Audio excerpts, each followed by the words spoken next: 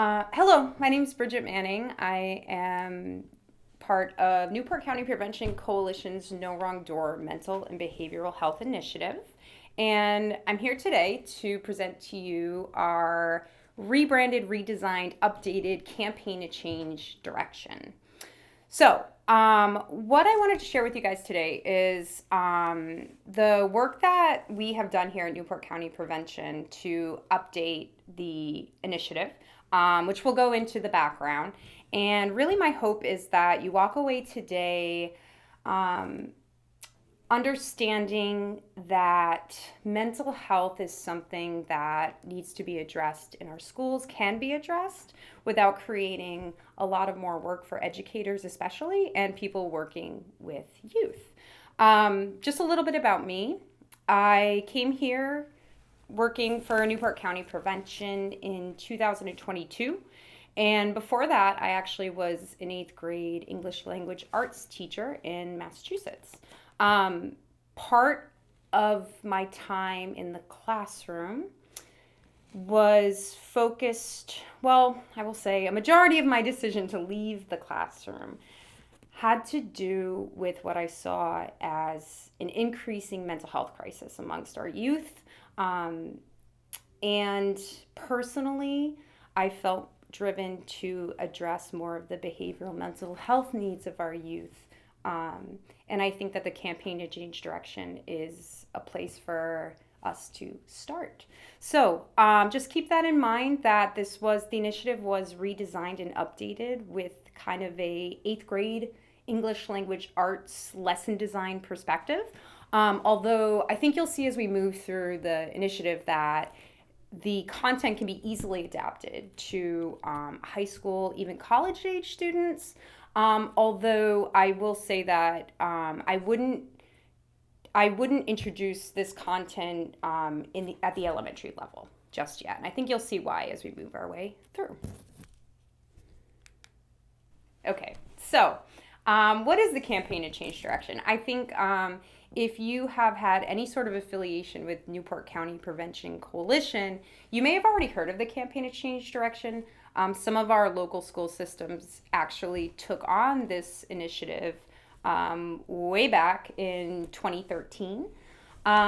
So the campaign itself was launched as part of Sandy Hook Promise, which was a direct response to, of course, the Sandy Hook Elementary School shooting. So the campaign Change Direction is a collaboration of concerned citizens, mental health leaders, educators, youth who have come together to change the way we talk about mental health. Um, the campaign itself in 2013 consisted primarily of what you see there with the faces. So the campaign focused on helping youth be able to recognize what the campaign refers to as signs of emotional distress. And then also, once noticing those signs, encouraging them to implement self care and support strategies, not just for other people, for themselves as well. Now, a lot of time has passed since 2013.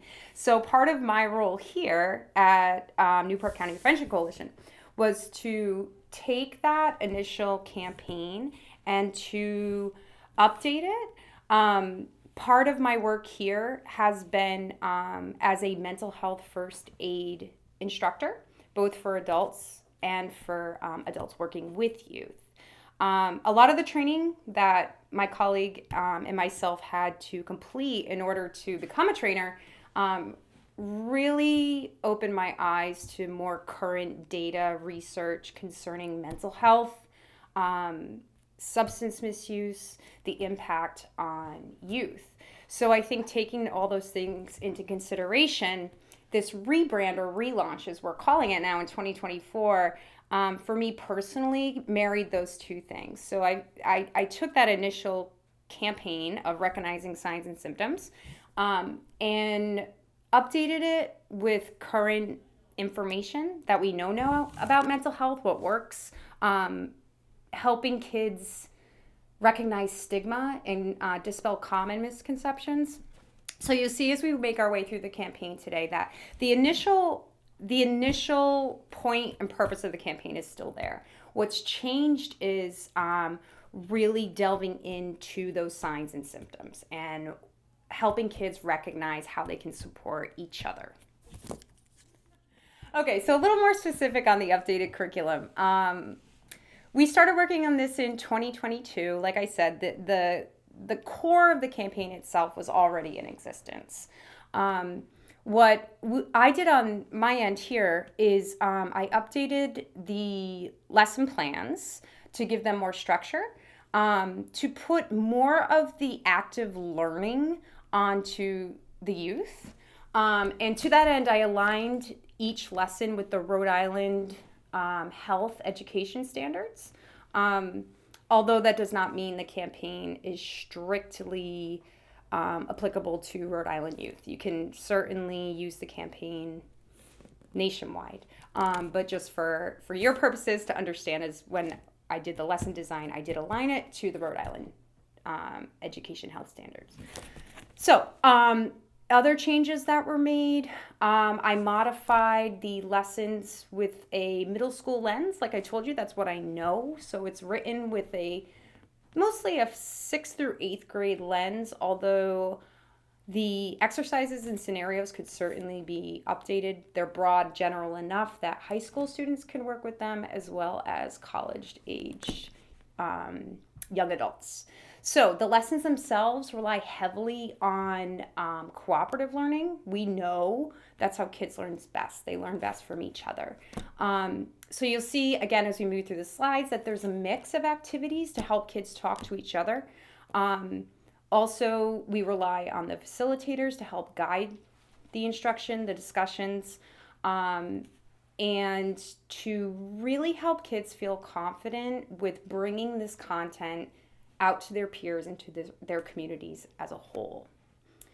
So in addition, depending on your purpose, the campaign had changed direction. In addition to those core lessons, I've included a pre-evaluation as well as a post-evaluation for youth. Again, depending on your purposes, if you're interested in data, the evaluations will provide that for you. Additionally, there is a survey for students to complete. They can do so anonymously, again, just to give you an idea of, depending on your organization, if you want to show that growth. Now, as far as implementing the campaign itself, so there's really a lot of room for the way you could implement this within your organization or the school. I may slip into just saying schools because that's what I know, but certainly this campaign can be used summer camps, youth groups, you name it. Anywhere where there's kids, young adults, adolescents, campaign to change direction could likely suit your needs. So the first goal of the campaign is to introduce new knowledge, like I talked about earlier, is we know more about mental health, the impacts on youth, and then also what works as far as support. So the first goal is to identify the group of students not students, like the group of youth you'll be working with. So identify those kids and teach them the core content of the campaign, which is the 4 lessons. They'll work their way through activities. They will practice peer teaching strategies. And you can really take your time with this, although like I've been saying, it really is the core 4 lessons that can typically be taught within 30 to 40 minutes each. The second step, once you have that core group of kids led by a facilitator, of course, that have the core understandings of the campaign and really the power of the campaign, is that you take that group and you really help them deliver the content and the messaging to their peers, to their communities, whether that be the school at large, whether that be their church, wherever they're working out of, right? Because the power of the campaign is really in that peer teaching model. The peer teaching is effective because it allows kids, youth, to feel more comfortable asking questions. It really helps them foster their own critical thinking and problem-solving skills. And it helps them solidify the content by encouraging them and asking them how they can make that content relevant to their peers. So, and you can do this in a variety of ways. Towards the end of the presentation, we'll get into the actual toolkit, which will provide some peer teaching strategies for facilitators, because we know that's a lot to expect someone without an education background to be able to do. But generally speaking, the implementation should be, the end goal is really the peer teaching model, and however that looks like for your organization. Okay, so course overview. These are the 4 core lessons of the campaign. As I said earlier, they've each been aligned to the Rhode Island Health state standards. You've got some objectives there below. They can be taught in 30 to 40 minutes. You could likely expand each one of these lessons to an hour, hour and a half, if you need to fill that time. But these are the core lessons to the campaign. So this is what you would be teaching to your core group, your target group. So lesson 1. Lesson 1 is what I call, what is mental health? So through lesson 1, we help kids define and differentiate certain terms that they may use or have used around mental health concerns, mental health disorders. We help kids understand stigma, what stigma is, and how it can potentially keep people from accessing recovery services. Lesson 2 is called Understanding Signs and Symptoms, and it's exactly what it sounds like. So through lesson 2, we help kids talk about, recognize common signs and symptoms of mental health concerns. We walk them through physical injuries versus mental health challenges. We help them kind of make that connection between how do we support someone with a physical injury versus how we support somebody with a mental health challenge. We also will emphasize in lesson 2 that common signs and symptoms of mental health concerns don't always indicate a mental health concern, so I think that's an important piece to it. Lesson 3 is about providing support and reassurance. So you'll see these build off each other. So once we, in lesson 1, ground the language and the understanding. Lesson 2, we dive in deeper with specific signs and symptoms. And then by lesson 3, we're helping kids understand how they can provide reassurance to their peers. Because the truth is, if you've ever been in a school or you have children or you work with kids, very often their friends and the people closest to them are the ones who recognize changes, concerns, potential issues before the adults in their lives. So the more we can really instill that confidence in kids that they can provide that initial support, that's the power of the program. So lesson 3 is the longest of the 4 because we really want kids to understand, yes, they can support one another, but we also, the second part of lesson 3, which you'll see, also has kids apply those skills to themselves. So the way they talk to themselves, the way they respond to their own conflicts.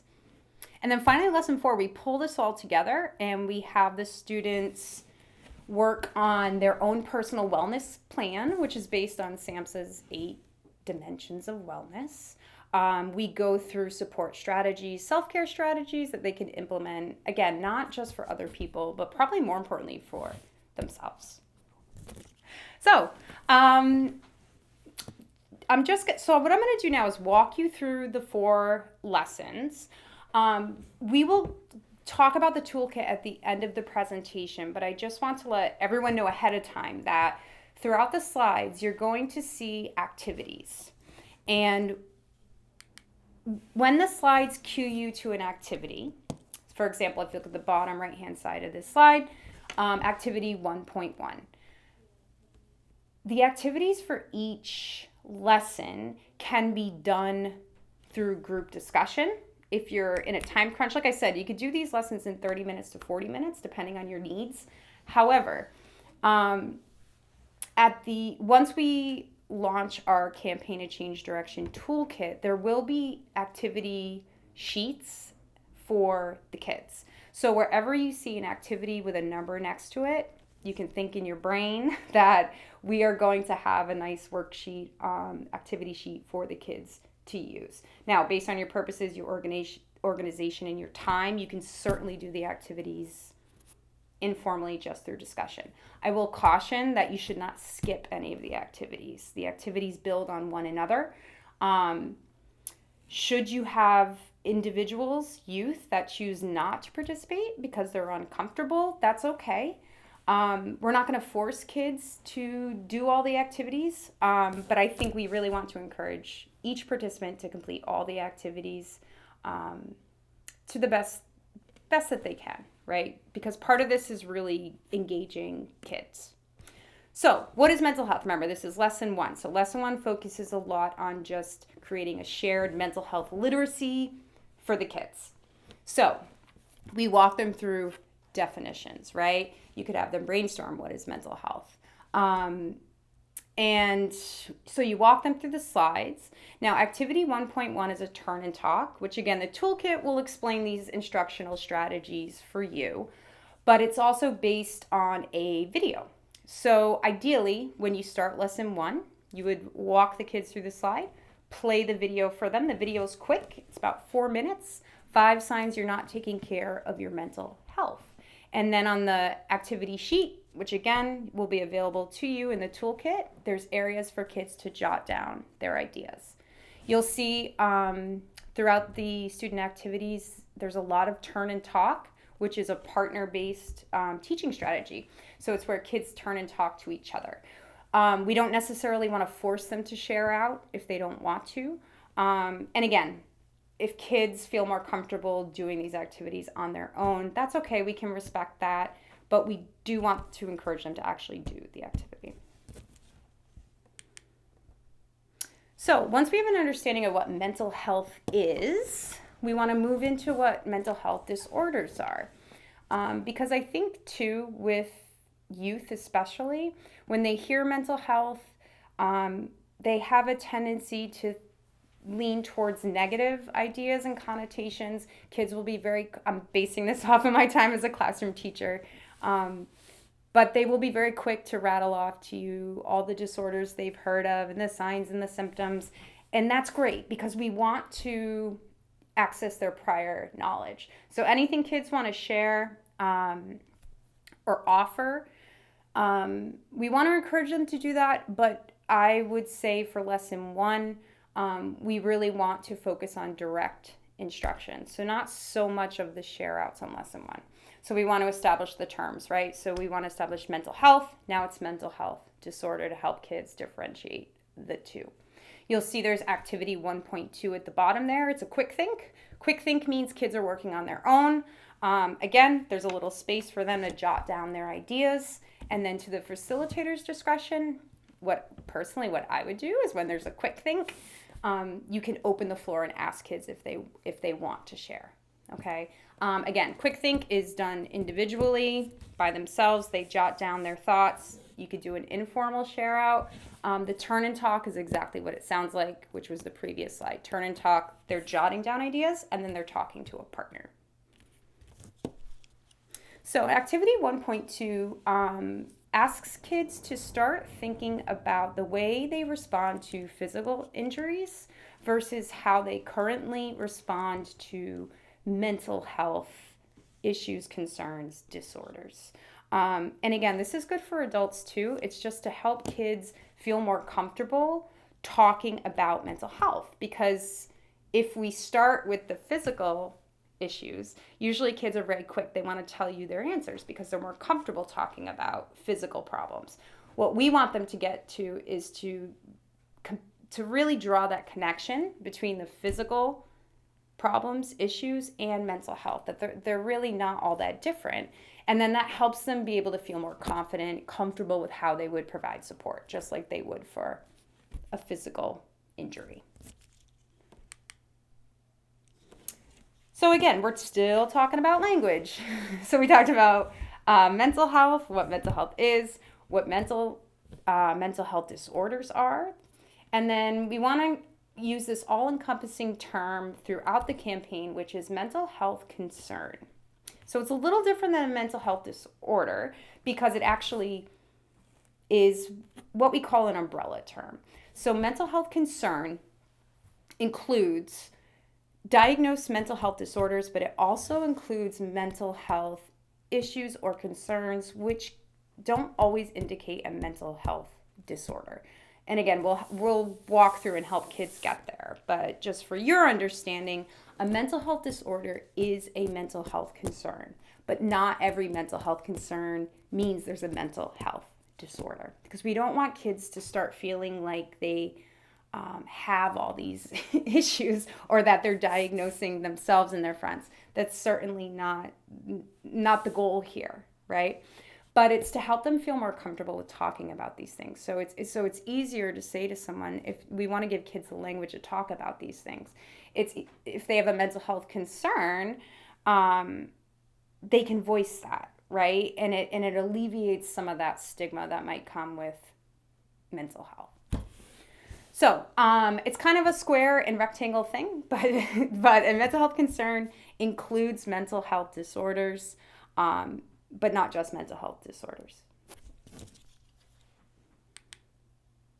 So activity 1.3, again, I'm probably going to keep saying this, but just to remind you, whenever you see the little number in the hands, that means there's a place in the workbook, there's a worksheet where kids can work on these activities, okay?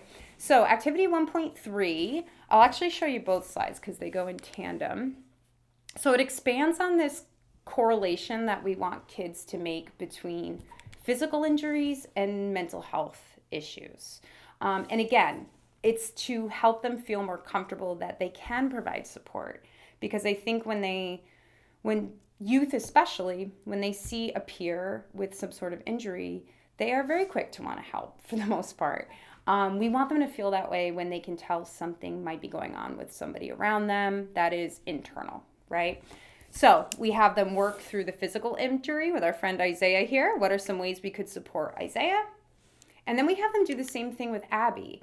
But the difference is with Abby is that you can't see her injury, right? So we're reinforcing the importance of supporting people and being able to have those conversations, even if it's a difficulty or an injury that you can't see, which is most of the mental health concerns that I think youth are seeing and witnessing.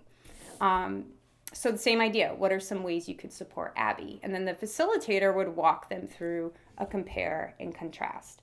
Ideally, I think what you'll find is a lot of the same answers for Isaiah and Abby, which is of course where we want the kids to get, right? That a lot of the support that they are able to provide for physical injuries, they can also provide for mental health concerns. So stigma, more about language. Stigma has a lot to do with some of the misconceptions that the youth you're working with could have regarding mental health. We want to make sure that all of our participants have a solid understanding of what stigma is. So I've given you a nice definition here. It's a set of negative or unfair beliefs that a society or group of people have about something.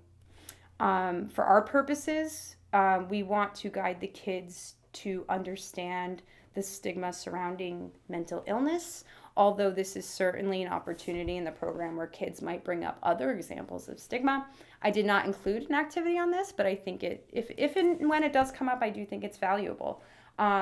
Because again, some of these terms are unfamiliar to kids, but I think once you start explaining them, and especially asking them for examples, they're going to recognize they understand more than they think they do.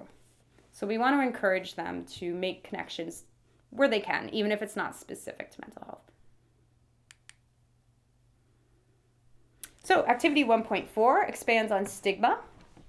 This is where we want to really get the kids to start thinking about some more abstract ideas, right? So we're pulling together these terms. Why do you think people may be hesitant to discuss mental health concerns they're experiencing? So now we've covered the language. They know what a mental health concern is. They should understand stigma. We want to put it back on the kids because direct instruction is great, but I think the power is when you can help kids feel confident in the things they already know. They already understand these things. They just don't have the language for it necessarily. So that's our role.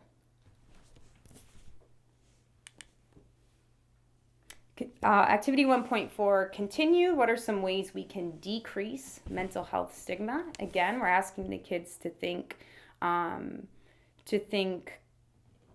outside the box, because again, with mental health, I think there is this saturation of all the negative things about mental health, right? Of all the disorders and all the negative consequences. And asking kids to think about mental health in a positive lens is really different for them. So this might take them some time, but we want to give them time to really work collaboratively and think about these things. So see what they come up with, activity 1.4. And then we've got some examples here to help support ending stigma. Education, compassion, talk openly, words matter. So these suggestions are not the only ways. Certainly if kids are coming up with their own examples, I would be open to suggestions, but especially if you've got a hesitant group, or if you've got some kids that maybe don't know each other and they're hesitant to share out, they're stuck, they're not answering, you can pose the question and then basically here are the answers for them. But you want to see if they can get there on their own. And then activity 1.5, you're going to find that each activity ends with a true or false section. Again, because you see the little activity 1.5, there is a space for it on the worksheet. However, you can do this as a real quick thumbs up, thumbs down activity. The other strategy you could do with this, although I didn't do this in the workbook, but I do think it's effective, is especially with older kids, high school kids, college kids, taking this to the next level and not just doing a true or false, but asking them to make the false statements true. So, and I realize a lot of this stuff is, it sounds like a lot of work, but once our toolkit's going to be accessible online, and a lot of these teaching notes and suggestions that I'm making here verbally for you will be available in writing, so you have it. So you don't feel like I'm just throwing all these things at you and you're never going to see it again. Okay, so this moves us into lesson 2. Lesson 2 delves into understanding the signs and symptoms of mental health concerns. So we start this lesson by breaking down for participants the difference between signs and symptoms. They may already have some background knowledge on this. So again, if kids have accurate information and they want to share it, I would say encourage that, allow them. Any connections they can make to previous content and learning is to their benefit. So activity 2.1 asks kids to come up with common signs that they may see if an individual was having a bad day or having some sort of physical ailment. I gave the example of a stomach ache here. I'm going to move forward quickly just because these are on the same activity. The second part of this activity asks kids to then move on to symptoms. So again, what are common symptoms they might see if someone was having a bad day? And then what are some symptoms they might see if someone was having a stomach ache? Now, the power in this activity is that it's helping kids really differentiate between what a sign is versus a symptom, but they're doing it through examples that at this point they're likely more comfortable with. They're not talking about themselves, they're talking about a hypothetical person who's just having a bad day or having a common stomach ache. So again, it is helping them talk about potentially vulnerable topics, but you're doing it in a way that they're not talking about themselves, and it eases them into that. So once you have the kids identify some of those common signs and symptoms, we want to move into and help them draw the parallel between signs and symptoms of physical ailments or any sort of emotional distress. I call it having a bad day, or it could just mean circumstantial, right? So we want to help kids start to categorize where they might see signs and symptoms if someone around them is struggling either because of a temporary situation, a physical ailment like a stomach ache, or a mental health concern, because really those signs and symptoms, the common ones, are going to be very, very similar. And I think the kids will see that as you start to talk about these things. So the common signs and symptoms that we want to guide kids to recognize likely are going to fall under one of these four categories: behavior and actions, thoughts, appearance, feelings, and emotions.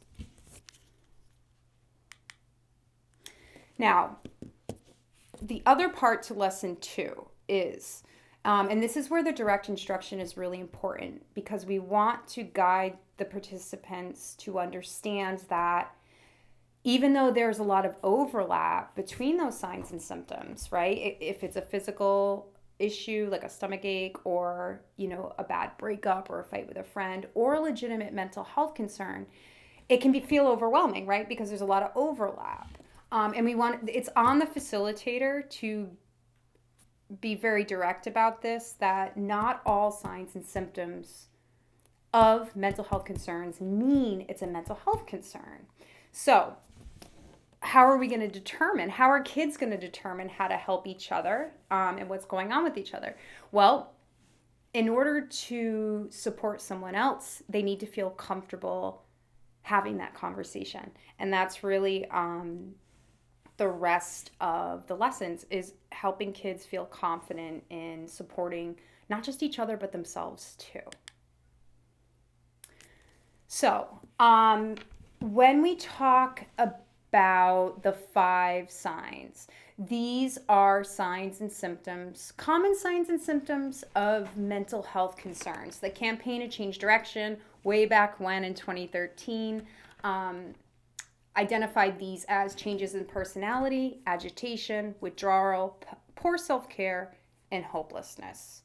Now, activity 2.2 is going to take some time, but it's worthwhile, because what kids are going to do is they are going to compare and contrast a classmate, Tyler, who has a physical injury, with a classmate, Audrey, who seems to be having some sort of mental health concerns, or she's showing signs of it.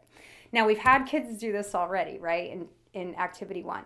But where activity 2.2 is going to differ is we're asking participants to break down these signs. They're going to tell you what a personality change would look like. What does agitation look like? What does withdrawal look like? What does poor self-care look like? What does hopelessness look like? What does it look like in someone who's going through a physical injury versus what might that look like in someone who's experiencing some sort of emotional distress?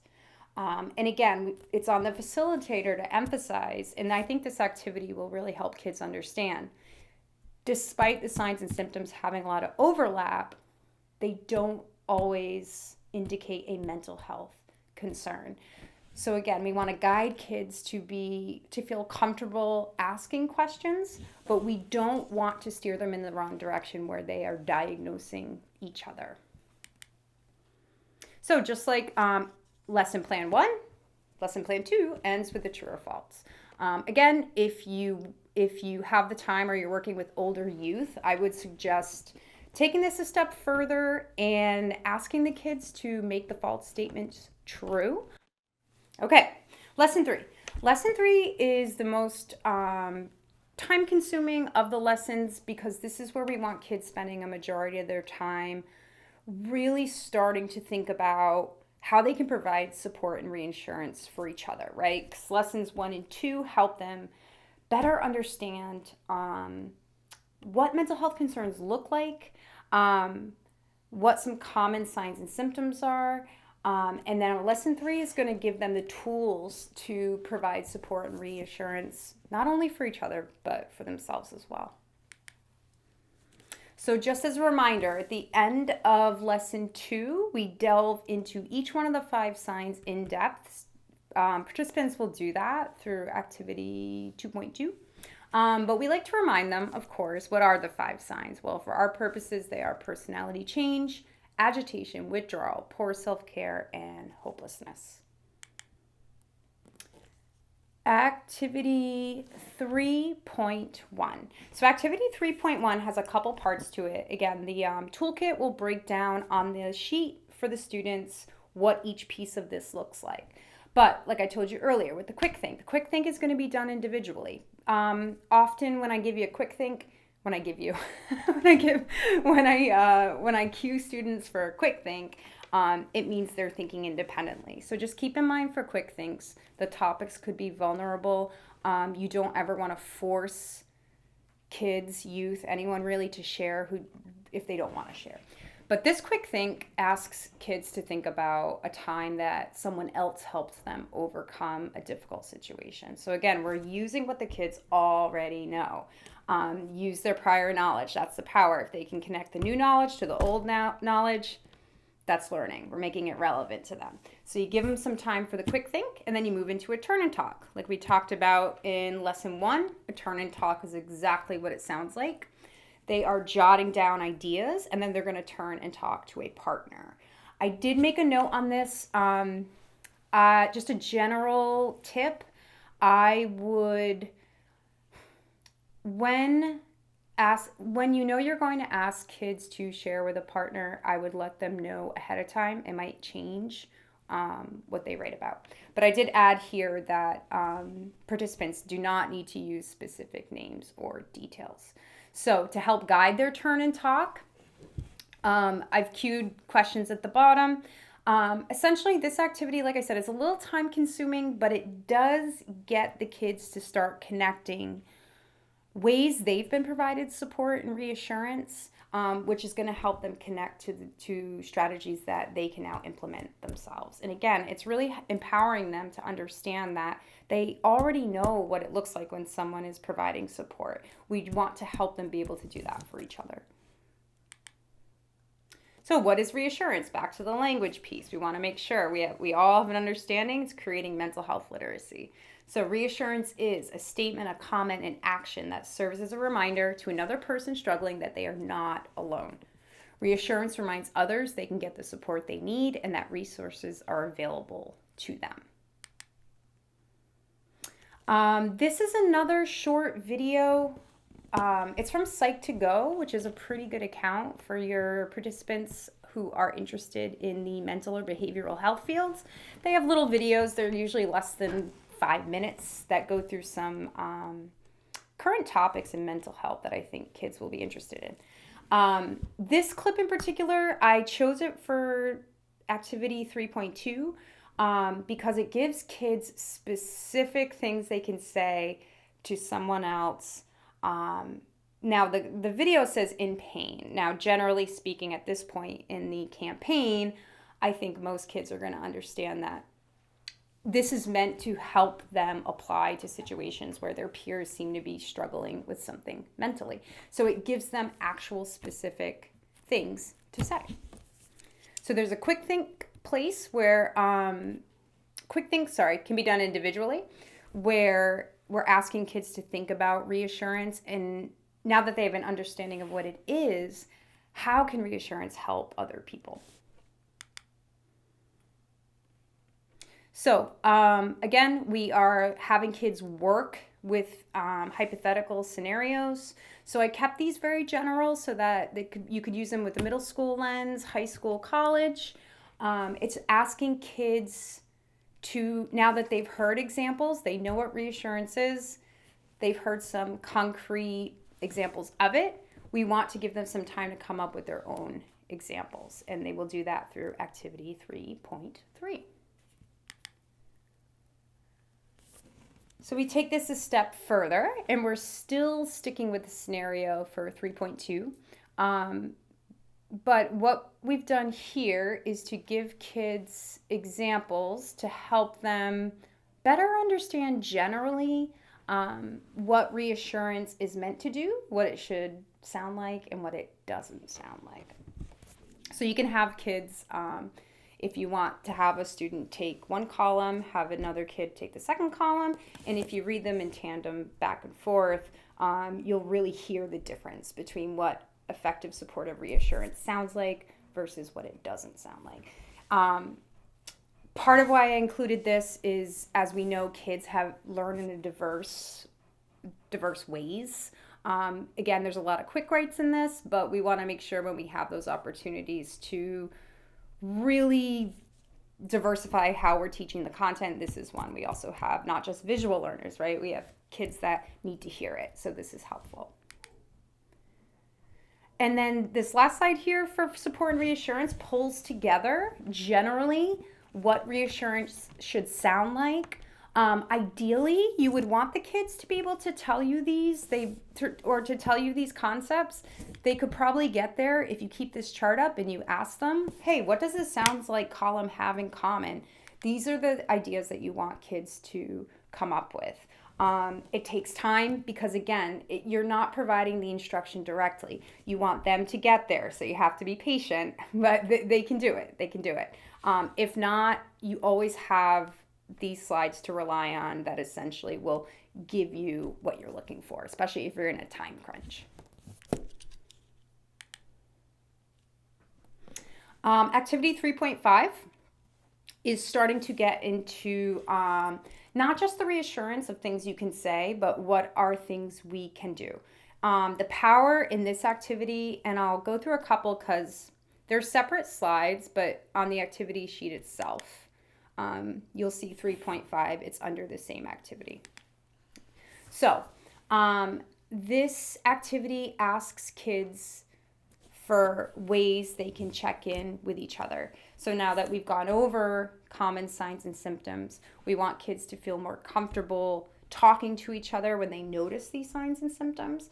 And then the next step would be, what can they do? Well, what does checking in look like? What does engaging with others look like? But if you look closely at the activities for each strategy, each participant is asked to apply the strategy both for others, and then secondly, what that would look like for themselves. And then, like all the other lessons, we end with a true or false segment. So again, kids can do thumbs up, thumbs down. You can modify statements for your more advanced kids, but this is a real quick, informal way to check in. Okay, and finally, lesson 4 pulls the previous 3 lessons together. So lesson 1, we were talking about language, mental health. Lesson 2, we're having kids determine common signs and symptoms that they are already likely aware of. They just don't know they're aware of them. Lesson 3 has kids really work in depth with strategies they can apply both to their peers and themselves. And then lesson 4, we want to get our participants time to work on their own self-care strategies and come up with their own personal wellness plan, which again is based off of SAMHSA's 8 dimensions of wellness. So we want to remind the kids of the 5 signs.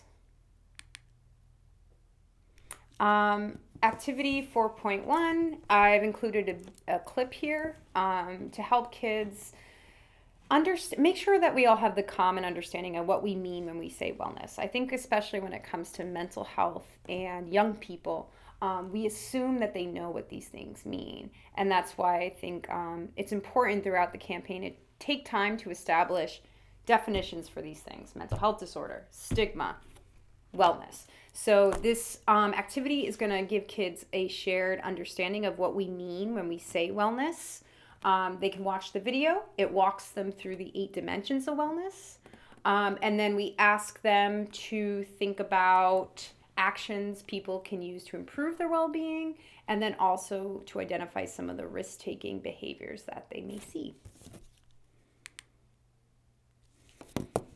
And then this slide will clarify a little more in depth of what wellness is. The most important things we want our participants to recognize is that everyone's wellness plan is going to look different.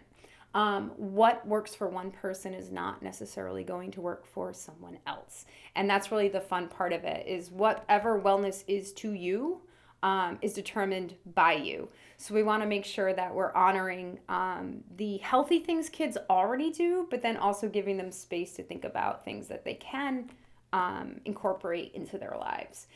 If there's time for it, I do think it's valuable to encourage kids to share their ideas if they want. I'm always surprised by how many new resources, strategies, podcasts, books that I learn about just from allowing kids, giving them the space to share. So again, we want to go back to some of those healthy habits. In activity 3, we had kids looking at engaging with other people and checking in on each other and themselves. So activity 4 is taking that a step further. We're talking more about the self-care. What does self-care look like for you at home, at school, during your free time? And then what does relaxation look like for you? Same thing, at home, at school, free time. Just to remind our participants, generally speaking, we pull all 5 habits together: taking care, checking in, engaging, relaxing.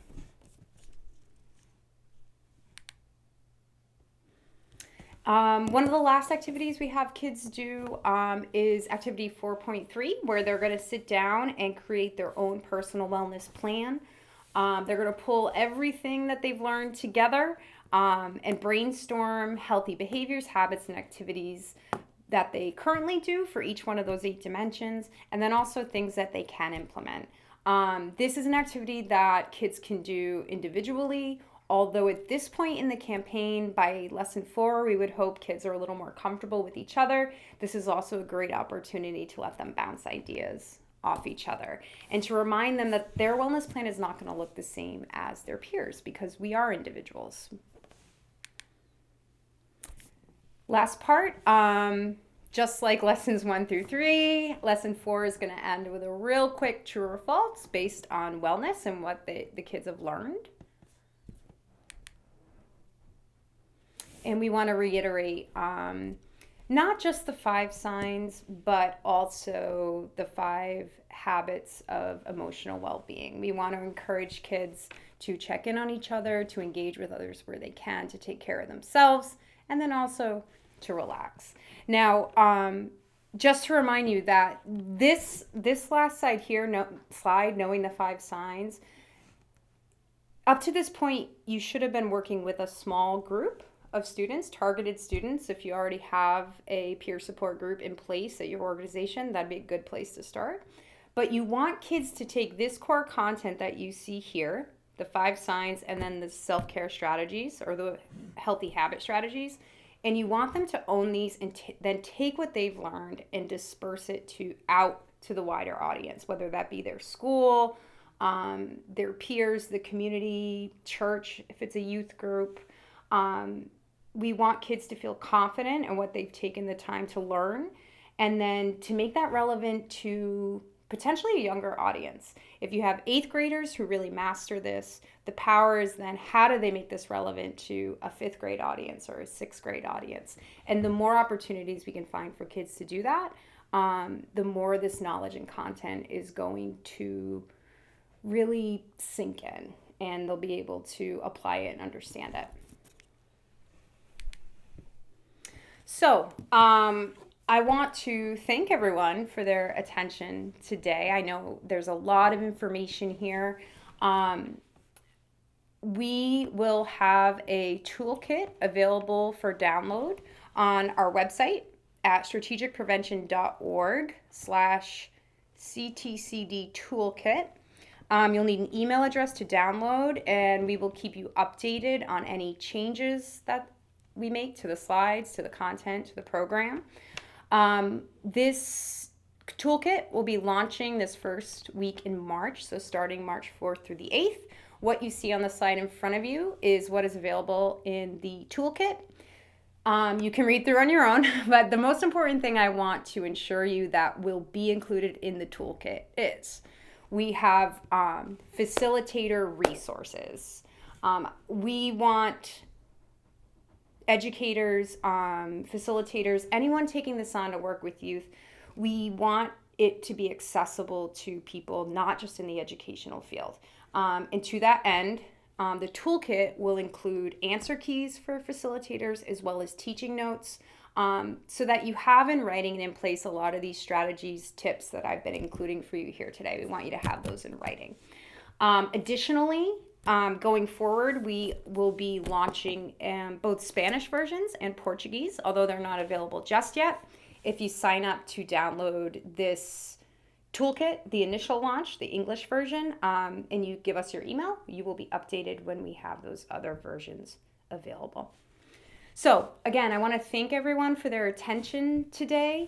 We're really excited about this project. It's something that we've been working on diligently, and we want to make this accessible, easy for adults to facilitate and to see the impact that it can have within our community.